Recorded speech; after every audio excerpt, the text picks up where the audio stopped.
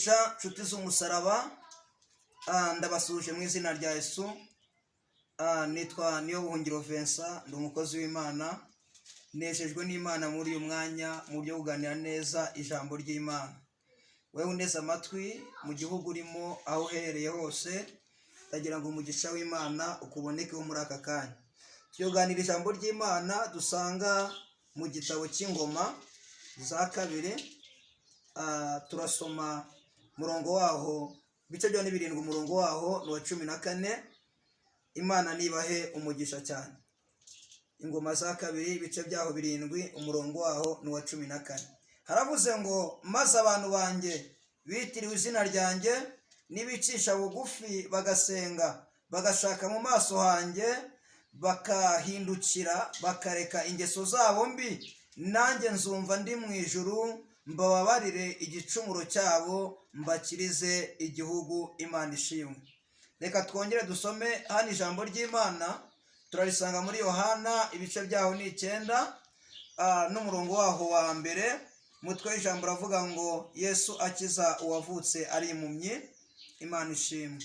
Murongo wa mbere aravuze ngo akigenda abona umuntu wavutse ari impumyi, abigishwa baramubaza bati mwigisha ninde wakoze icyaha, n'uyu cyangwa n'ababyeyi be? Imana ishimwe. Urakoze cyane inshuti y'umusaraba, wewe uneze amatwi muri uyu mwanya. Dusomye amagambo akomeye kandi amagambo afite ikintu avuze. Dusomye amagambo atangaje cyane. Bibiliya iravuze ngo maze abantu banjye bitiriwe izina ryanjye nibicisha bugufi bagasenga ngo nzababarira ibicumuro byabo ngo kandi nzabumva ndi mu ijuru. Imana ishimwe. Aya ni amagambo yanditswe muri gitabo cyo mu Ngoma, ndetse yandikwa hari ikintu yari ashatse gusobanura. Ndageranya no muri ibi bihe tumazemo igihe, ndageranya no muri ibi bihe tumazemo iminsi. Ubundi kera abantu bahuraga n'intambara cyangwa se intambara y'inzara, ikaba yakwinjira mu gihugu, umuntu akava mu gihugu akajya mu kindi gihugu ahunze iyo nzara azi ngo niwe azabonera ubuzima. Ariko turi mu bihe bigoye, ndetse ibihe twakwita muza isi, nta nubwo ari mpuzamahanga gusa, byugarije isi yacu. Navuga ngo ni iki cyorezo cya COVID-19 cyabaye intandaro yo kuba abantu bose bashobora kureshya. Ntabwo umuntu yavuga ngo ndahungira muri Amerika, icyo cyorezo naho cyarahageze. Ntiyavuga ngo ndahungira mu Burayi, icyorezo cyarahageze. Ahubwo ijambo riravuze ngo maze abantu banjye ngo bitiriwe izina ryanjye abo nibicisha bugufi. Nshuti yanjye wowe uneze amatwi, waba uri mu bihugu bitandukanye, waba uri mu gihugu cy'u Rwanda, waba uri mu Burundi, waba uri ahandi hose uribasha kumva ururimi ndimo mvuga, ijambo ry'Imana aravuze ngo maze abantu banjye bitiriwe izina ryanjye ngo abo nibicisha bugufi abo ngo bagasenga ngo nzabumva ndi mu ijuru. Umva mama, umva papa, birashoboka ko mu muryango wawe wabuze umuntu wakumva, birashoboka ko mu baturanyi wabuze umuntu wakumva, abo mwagendanye nta n'umwe wigeze kumva. Ariko ijambo riravuze ngo niwicisha bugufi ugahindukira ukareka za ngeso zatuma utandukana n'Imana, ngo Imana izakumva iri mu ijuru. Imana ishimwe.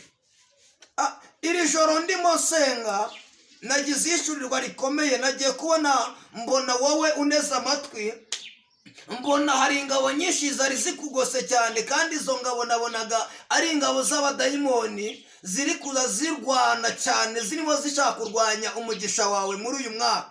Ndetse nditegereza cyane muri uwo mwanya nari ndimo nitegereza, nahise mbona hari izindi ngabo nyinshi zimanutse zije kukurwanirira. Hanyuma marayika w'Imana avugana nanjye ngo nimbwira abantu b'Imana bitiriwe izina rye, ndetse cyangwa bitiriwe izina ry'Imana mu yandi magambo, abo ngabo bamenye kandi bagasobanukirwa ngo abo ngabo nibicisha bugufi bagasenga, uwo mwambaro w'izo ngabo z'umwijima zari zibanahagurukiye zishaka kubateza amarira n'ibyago muri uyu mwaka, ngo birahinduka. Nibimara guhinduka haboneka izindi ngabo zo kubarwanira. Imana ishimwe.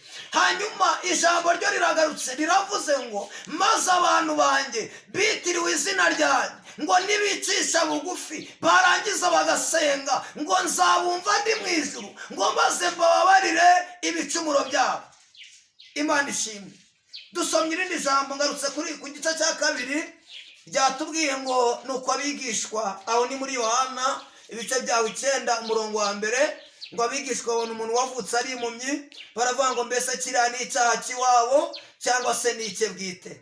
Impamvu abigishwa babajije Yesu, bari bazi neza ko ubwo biriya bintu byabaye kuri uriya muntu ari ingaruka z'ibyo yakoze cyangwa se ari ingaruka z'ababyeyi be. Hari amagambo Yesu yavuze akomeye, haravuga ngo ntabwo ari icyaha kiwabo, ngo lasti enebata kuwa enedra. Umva rino jambo, ntabwo ari icyaha kiwabo, nta nubwo ari n'icye bwite, ahubwo ni ukugira ngo imirimo y'Imana yerekanirwe muri we. Umva nshuti yanjye, wowe uneze amatwi, niba waricishe bugufi ukumvira Imana Data, nubwo amakuba n'ibyago bitigeze bijya kure yawe, uko bwije n'uko bukeye, mu mwanya wo kugira ngo ubone ibyiza ukabona ibibi, mu mwanya wo gukora ibyiza ukabona ibibi byagutanze imbere. Ndagira ngo wibutse, ntabwo ari uko Imana itumvishe ko waciye bugufi. Mu mutima wawe uri profeti w'ubuzima bwawe, uzi neza uburyo ubanye n'Imana. Ibikubaho byose, ndagira ngo wibutse, ntabwo ari bya bihano abantu bavuga, ahubwo ni ukugira ngo imirimo y'Imana igaragarire muri wowe. Imana ishimwe. Yesu arangije avuga amagambo akomeye, haravuga ngo nkwiriye gukora umurimo w'uwantumye hakiri ku manywa, ngo kuko bugiye kwira ubwo umuntu atakibasha gukora. Umva ijambo yavuze rikomeye, yaravuze ngo nyiri mu isi ndi umucyo w'isi. Imana ishimwe. Wowe unese amatwi, ukeneye kuba umucyo w'isi, ukeneye kuba undi muntu udasanzwe. Ndagira ngo uko wari umeze muri 2021, uyu mwaka wa 2022 uhagazemo, ndagira ngo ube umuntu udasanzwe ku buzima bwawe. Ibyari byaravuze ngo urapfuye iruhuko ridashira, reka utangire wuzure imbaraga zivuga ngo ntabwo nzapfa ahubwo nzarama. Rimwe umuririmbyi yaravuze ngo hahirwa abapfa bapfira mu mwami, umwuka ati ye abo nibaruhuke. Iyo uri kumwe na Yesu ntabwo urupfu rugukanga, iyo uri kumwe n'Imana ntabwo urupfu rugukanga. Bibiliya iravuze ngo Yesu arangije aravuga ngo nkwiriye gukora umurimo w'uwantumye hakiri ku manywa. Tugana ku musozo, ku murongo wa 9 yaravuze ngo babandi babonaga yirirwa asabiriza kuri iryo rembo, babandi babonaga ntacyo azageraho, babandi babonaga birangiye, ngo nuko barangije batungurwa nuko babonye Imana yahinda ubuzima bwabo. Umva papa, umva mukuru wanyu wa mushiki wanyu, umva mubyeyi, awe uherereye aho ngaho aho wicaye kuri uwo musozi uriho, abari biteguye bazi ko ugiye kumwarwa, aho bumva ko ugiye kubera itangazo, manura ubuzima bwawe, vuga ko ugiye kuhabera igitangaza. Uyu mwaka utararangira ugiye guhura n'igitangaza cyawe.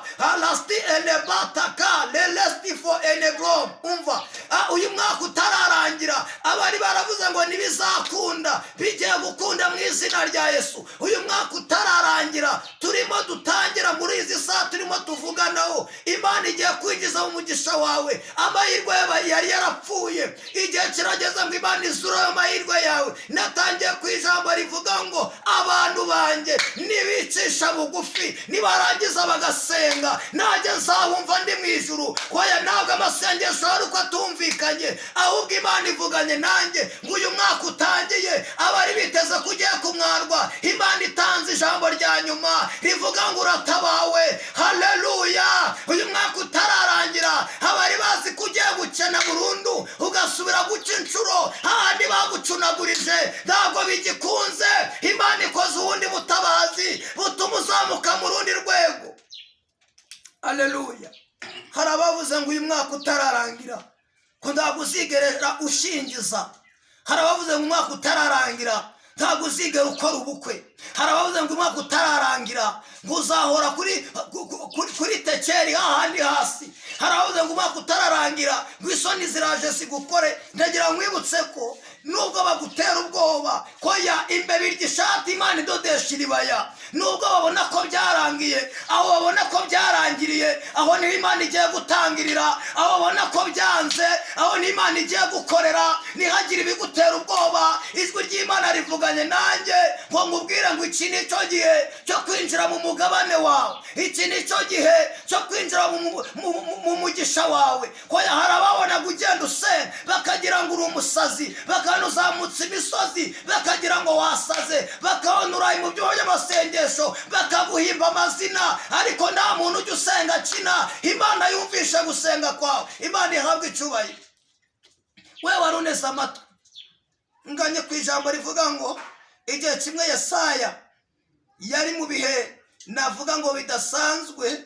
Imana ivugana mu bice 50 umurongo wa 7 iramubwira ngo humura, nawe azahamiriza abanzi be bamusuzuguraga. Haravuga ngo kuko umwami Imana izanabara. Icyo nicyo gituma namwara.